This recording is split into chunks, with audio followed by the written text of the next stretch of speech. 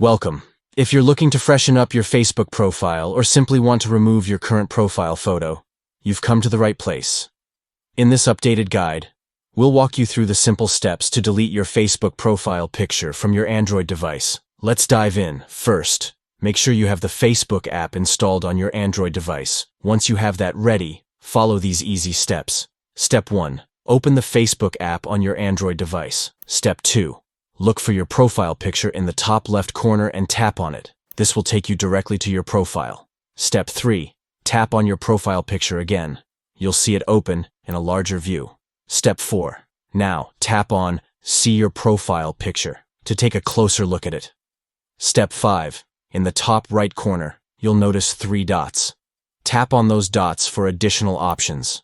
Step 6. From the menu that appears, select Delete Photo. Step 7. Lastly, confirm your step to delete the photo. Once confirmed, your profile photo will be removed, and there you have it. You've successfully deleted your Facebook profile photo. If you found this video helpful, be sure to give it a thumbs up, share it with your friends, and subscribe for more useful content. Remember, it's always good to keep your social media profiles updated and reflective of who you are. Thanks for watching.